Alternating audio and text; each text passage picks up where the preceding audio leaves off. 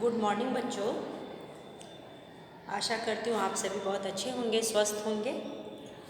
आज मैं आप लोगों को आय एवं रोजगार का सिद्धांत पढ़ाऊँगी, ठीक ना।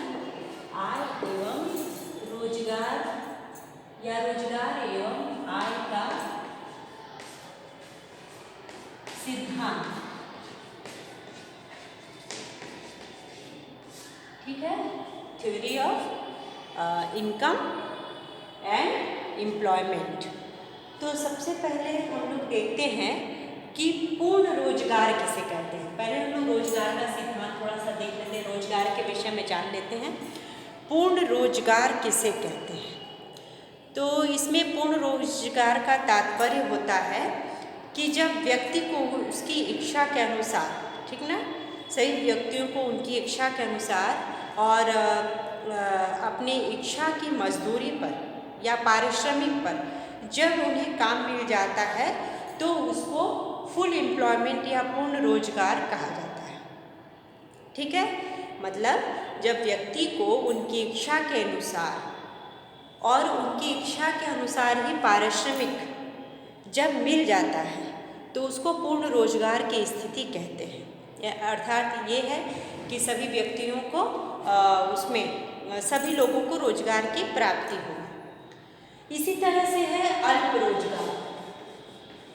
अल्प रोजगार, अल्प रोजगार का तात्पर्य है कि व्यक्ति को उनकी इच्छा के अनुसार और उनकी इच्छा के अनुसार जो पारिश्रमिक है उस दर पे यदि काम नहीं मिलता है तो उसको अल्प रोजगार कहा जाता है, ठीक ना। ठीक इसका अपोजिट है जब व्यक्ति को उनकी इच्छा अनुसार काम नहीं मिलता है और जो उनकी पारिश्रमिक की दर होती है, इच्छित पारिश्रमिक की दर होती है, उस पर जब उनको काम नहीं मिलता तो उसको अल्प रोजगार कहते हैं।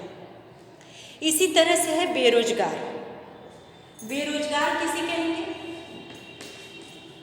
अनएम्प्लॉयमेंट। बेरोजगार का मतलब है कि जब व्यक्ति को किसी प्रकार का कोई काम नहीं मिलता, ठीक ना।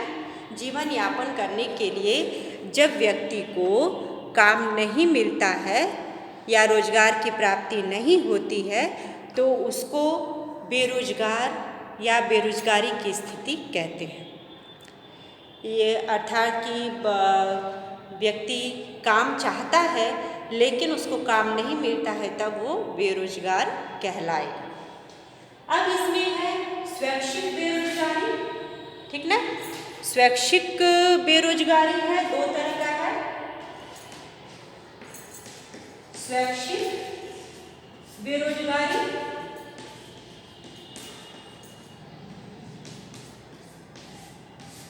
ठीक। स्वैच्छिक बेरोजगारी मीन्स जिसे काम मिलता है, ठीक है, काम मिलता है लेकिन वो काम नहीं करना चाहता तो वो स्वैच्छिक बेरोजगारी है। काम इसलिए नहीं करना चाहता कि उसको उसकी इच्छा अनुसार पारिश्रमिक नहीं मिलता है तो वो स्वैच्छिक बेरोजगारी है, अपनी इच्छा से बेरोजगार रहता है। और एक अनैच्छिक बेरोजगारी है। अनैच्छिक बेरोजगारी किसे कहेंगे? अनैच्छिक बेरोजगारी दूसरा, अनैच्छिक बेरोजगारी।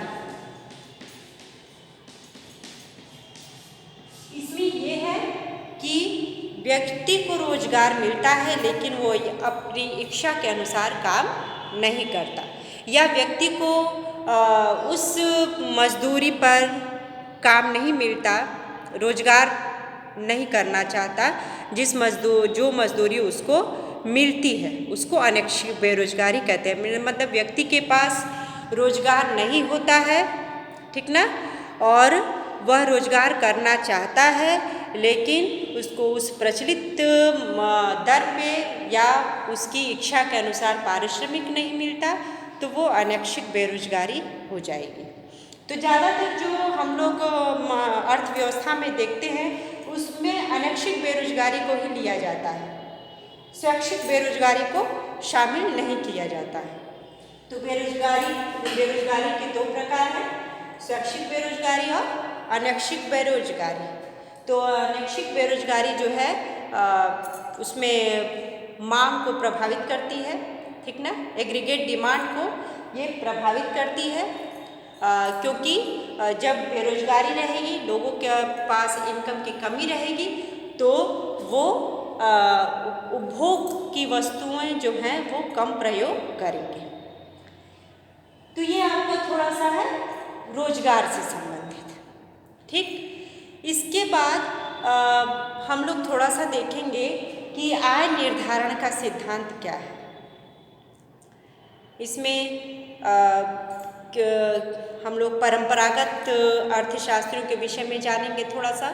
इसके अलावा जो किन्स की थ्योरी है, तरलता पसंदगी का सिद्धांत, liquidity preference, theory of liquidity preference, उसको हम लोग पढ़ेंगे, उसका अध्ययन करेंगे। तो ज़्यादा इम्पॉर्टेंट आपका है किन्स का रोजगार सिद्धांत। तो रोजगार सिद्धांत के अंतर्गत किन्स का रोजगार सिद्धांत इम्पॉर्टेंट है, जिसको आप अच्छे से तैयार कर लेंगे। तो इसमें किन्स ने कहा है कि आय एवं रोजगार के निर्धारण में, ठीक ना, आय एवं रोजगार के निर्धारण में प्रभावपूर्ण मांग बहुत इफेक्ट करता है। प्रभावपूर्ण मांग से ही आय और रोजगार प्रभावित होता है, अर्थात समग्र मांग, ठीक ना, प्रभावपूर्ण मांग को इन्होंने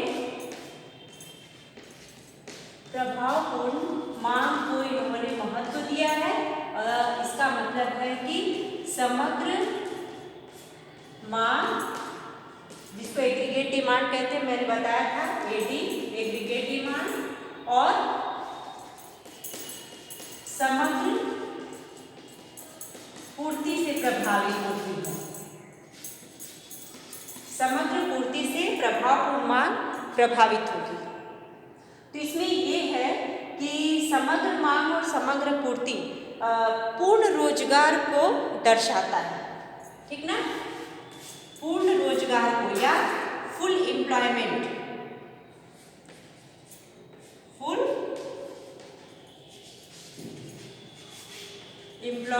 को दर्शाता है आपका समग्र मांग और समग्र पूर्ति। तो इसी से प्रभावित होता है रोजगार का सिद्धांत। तो किन्स का रोजगार सिद्धांत जो है वो सबसे पहले रोजगार प्रभावपूर्ण मांग पर निर्भर करती है, ठीक। जब प्रभावपूर्ण मांग कैसे होगी, जब व्यक्ति के अंदर इच्छा प्रबल होगी, ठीक है। जब व्यक्ति के अंदर इच्छा, किसी भी वस्तु की इच्छा प्रबल होगी, तो प्रभावपूर्ण मांग मतलब व्यक्ति उस वस्तु का डिमांड करेगा। तो ये प्रभावपूर्ण मांग है, और इससे जो सप्लाई में भी परिवर्तन होगा, और जिसके कारण मांग में परिवर्तन होगा, तो उसके कारण सप्लाई में भी वृद्धि होगी। तो इससे तो ये प्रभावपूर्ण मांग टोटल प्रोडक्शन हो जाएगा इक्वल टू टोटल इनकम और इक्वल टू है टोटल एम्प्लॉयमेंट। सबसे पहले प्रभावपूर्ण मांग इक्वल टू क्या हो जाएगा, कुल आय, ठीक है। फिर है इक्वल टू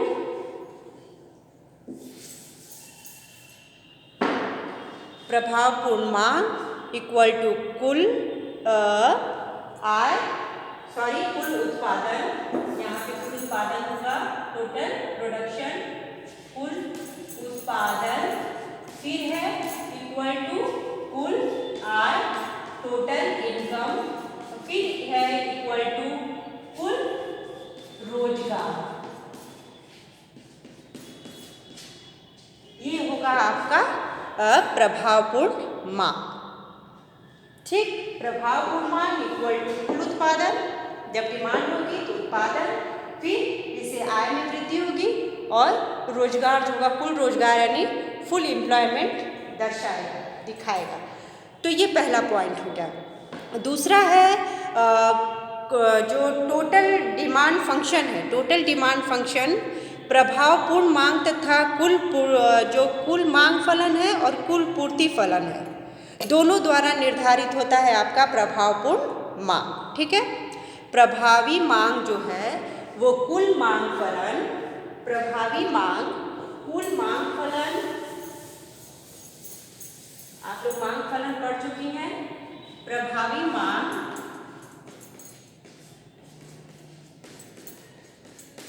कुल मांग फलन,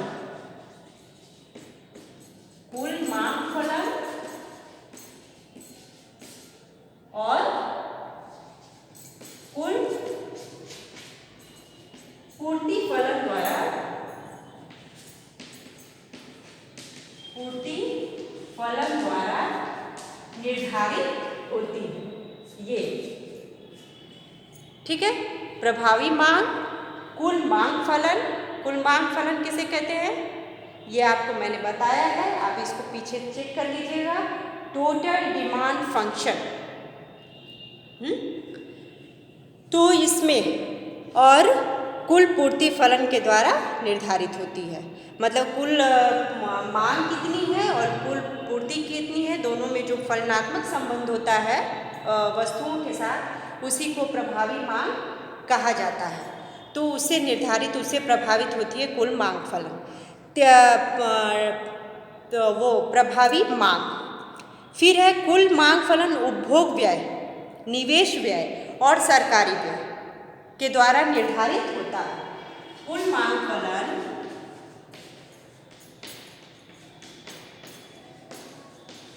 कुल मांग फलन जो है कुल उपभोग व्यय, जिसको सी कहते हैं, ये समग्र मांग और समग्र पूर्ति जो एग्रीगेट डिमांड एंड सप्लाई हम लोगों ने पढ़ा है उसमें पढ़े हैं, सी है। फिर कुल निवेश व्यय, निवेश व्यय आई, ठीक है, आई इन्वेस्टमेंट एक्सपेंडिचर, कंजम्पशन एक्सपेंडिचर, ठीक ना। फिर कुल सरकारी व्यय, कुल सरकारी व्यय, गवर्नमेंट एक्सपेंडिचर इसको कहते हैं। तो किन्स ने इन दोनों को माना है, इन दोनों को अपने सिद्धांत में महत्व दिया है, लेकिन सरकारी व्यय को वो उतना महत्वपूर्ण नहीं मानते हैं। ठीक ना, केन्स ने सरकारी व्यय को महत्वपूर्ण इसमें नहीं माना है, जबकि कुल उपभोग व्यय और कुल निवेश व्यय को माना। कुल उपभोग व्यय का मतलब है कि आय, इनकम के स्तर, मतलब जितनी इनकम है उसमें से कितना उपभोग पर खर्च किया जा रहा है। कुल निवेश व्यय का अर्थ है कि जितनी इनकम है उस पर निवेश पर कितना विनियोग पर व्यय किया जा रहा है, तो टोटल आपका इन्वेस्टमेंट एक्सपेंडिचर हो जाता है। ठीक, अब उपभोग व्यय दो बात पर निर्भर करती है। आय का आकार मालूम है, जैसे जैसे आय में वृद्धि होती है वैसे वैसे आपके उपभोग पर होने वाला खर्च जो है धीरे शुरू में बढ़ता है, लेकिन बाद में धीरे धीरे कम होने लगता है आय में वृद्धि के साथ साथ। और इसमें उपभोग प्रवृत्ति, दो चीज़, उपभोग की टेंडेंसी क्या है और उपभोग आय के स्तर पे उपभोग कितनी हो रही है। तो वो उपभोग व्यय दो बात पे, उपभोग व्यय इसको हम लोग ले लेंगे। उपभोग व्यय जो है, उपभोग व्यय या सीई कंजम्पशन एक्सपेंडिचर दो बात पे निर्भर करता है, आय का आकार, ठीक है, और प्लस आय का आकार और उपभोग की प्रवृत्ति। उपभोग की प्रवृत्ति क्या है, ये सब हम लोग जो लास्ट चैप्टर पढ़े हैं समग्र मांग और समपूर्ति, सब उसमें हम लोगों ने पढ़ा है। तो इसमें ये दोनों चीज़ें शामिल होती है। तो जैसा मैंने पहले अभी आपको बताया है कि आय के बढ़ने के साथ साथ उपभोग पर होने वाला जो खर्च है धीरे धीरे कम होने लगता है। तो ये हो गया। अब है निवेश व्यय भी दो बात पे है। निवेश व्यय भी ये दो बात पे, पूंजी की सीमांत दक्षता यानी efficiency of marginal efficiency of capital. उपभोग आपका निवेश व्यय भी दो बात पे निर्भर करता है। जो निवेश व्यय है इन्वेस्टमेंट एक्सपेंडिचर वो भी दो बात पे निर्भर करता है, पूंजी की सीमांत दक्षता और ब्याज की दर। पूंजी की सीमांत दक्षता MEC कहते हैं, मार्जिनल इफिशियंसी ऑफ कैपिटल। ठीक है, इसको मार्जिनल इफिशियंसी ऑफ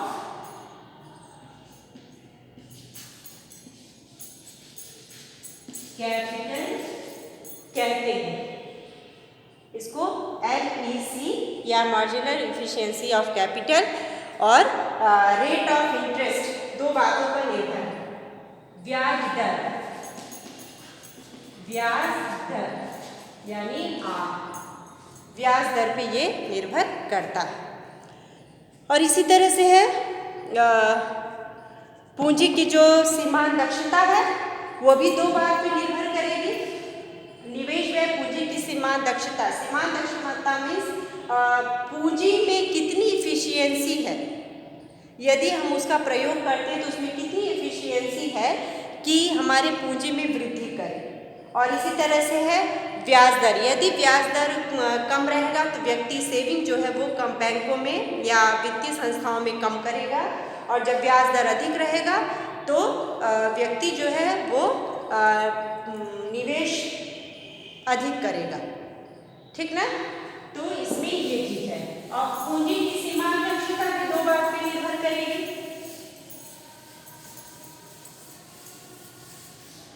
पूंजी की सीमांत दक्षता जो है वो भी दो बातों पर निर्भर करती है। मार्जिनल इफिशियंसी ऑफ कैपिटल, ये भी दो बात पे निर्भर करती है। क्या जी? पहली है कि पूंजी परिसंपत्ति की पूर्ति कीमत। ठीक है, पूंजी संपत्ति की